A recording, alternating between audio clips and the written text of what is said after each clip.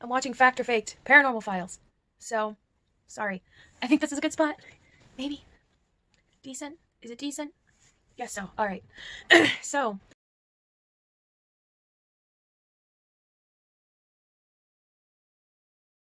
let's chat because I think this is something very important that needs to be said.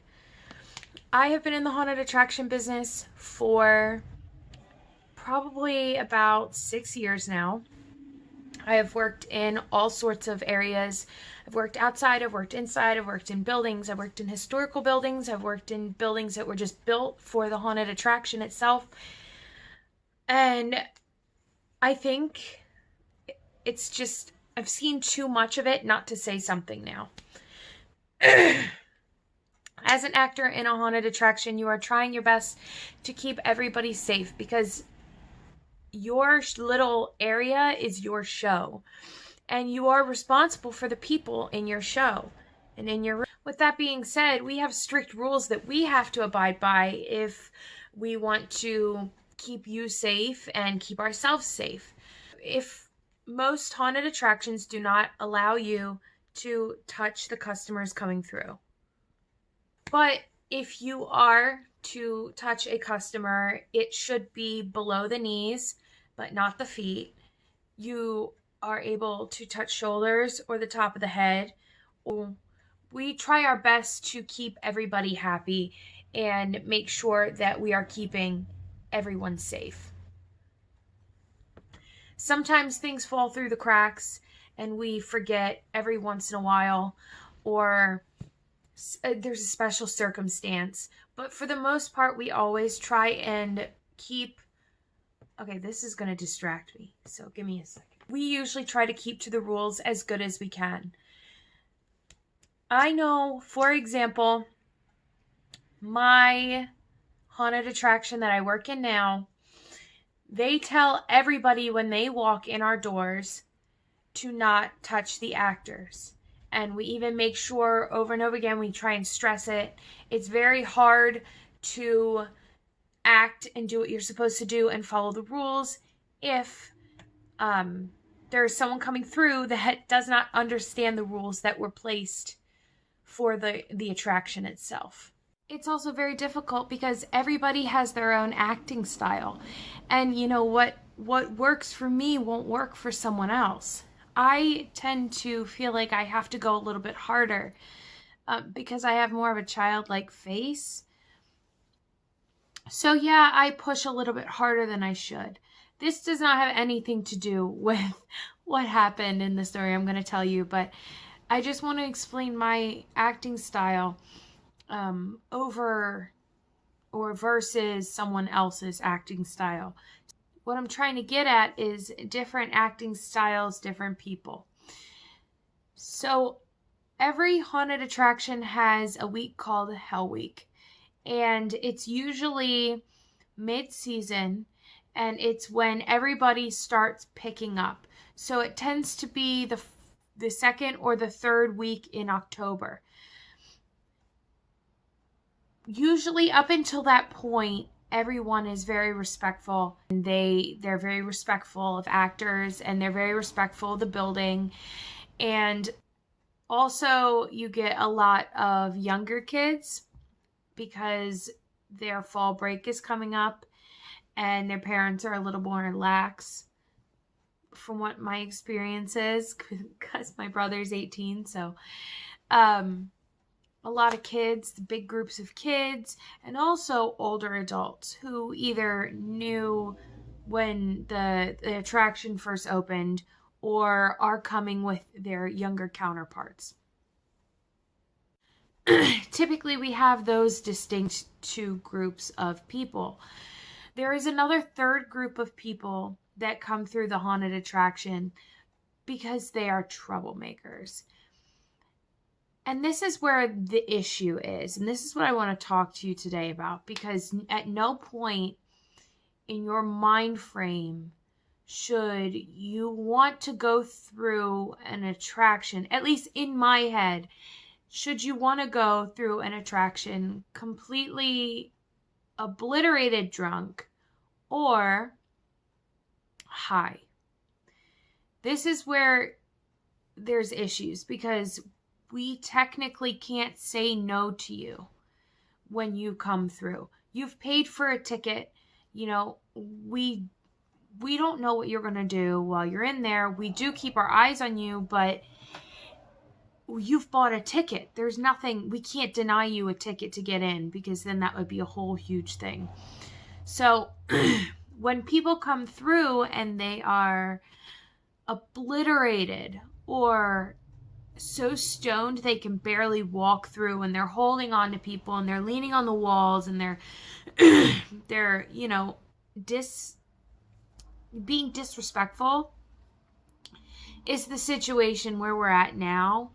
And this happens a lot during Hell Week, and it's a very frustrating situation, because you work so hard on your character and your costume, and you grow to love your scenes, and then somebody like this comes through and you have to pretty much either entertain them from far away, or you just have to let them go through, and then, you know, they don't get scared. And so this is what happened on Saturday. I was in my typical room where I usually am, and I'm not going to get into the long and short of it, because those details are not mine to tell, even though I was involved in the situation. A gentleman came through my room, and as his group was leaving, I went to cut through his group. So his group was on either side. I went to cut through to go back into the room. I screamed a skit line at him, or I screamed, I can't remember what I said. But the gentleman turned his head and looked at me, and then flung his elbow back and hit me right between my ear and my jaw. I am still a little swollen, but I'm able to talk. I've been icing my face for forever, for like the last 2 days. As soon as it happened, protocol is to go tell your supervisor, which I did. There was an event staff 2 rooms down. I made sure to tell event staff exactly who the person was, after letting the girls in my room know where I was going, because you can't just leave your room without telling anybody. I told event staff, and they did find him. He was a group in front of the one who was right there. I gave an exact description. I do not know what happened after I told event staff, but I do know that he tried to swing at another actor, and that he was taken out. And I didn't have to talk to the cops or anything, but I did see an EMS, and I did go home that night, because I couldn't move my jaw. Now, this gentleman, as far as I could tell, was one of the people that I had discussed before that was inebriated, or, just say inebriated. After I had gone down to talk to my managers and the EMS, my management is the best. Your managers are always there to help you. And I actually made a video about this last year, a different haunted attraction, about people not listening to their managers. Your managers are there to keep you safe. And if at any time you are not feeling safe, go to your manager. They will deal with it, and they will be the best person to have on your side. And trust me when I say my managers and lead actors were incredible that night. They gave me the opportunity to try and go back up. They gave me, the time to get my set back together, like get me back together as a character and as a person. And they let me go back up there and try again. And then after I decided that I was not having it, then I was able to go home. They are over and above what they have to be, or what they should be, what they have to be. You could be a really shitty manager in this kind of a situation, and I've had them before. And, you could just leave your people to go. but my management was incredible. I'm pretty sure every single lead actor came up to me and asked if I was okay, if I needed anything. The other actors around me were incredible too as well. And I think that's what makes Hell Week bittersweet, because no matter what happens during that week, you will always have those people with you. Why? I guess it's just an open question from the monster. Why would you pay all that money? One, not get a good show for it. Two, three, why would you get so messed up that you can't function right? And three, why would you put yourself in a situation where as you're leaving you could possibly get hurt? Or even on your way to the haunted attraction you could possibly get hurt? It's very frustrating for me to understand, because there's so much that you could be doing. You could enjoy your time that night. You could, I don't know, you could have fun and not have to worry about getting in trouble or getting arrested or any of that stupid stuff that comes along with being stupid, you know? And I guess if I was just going to shout out and say it, and I'm not going to get upset even though I am frustrated at the situation, don't be stupid during Halloween.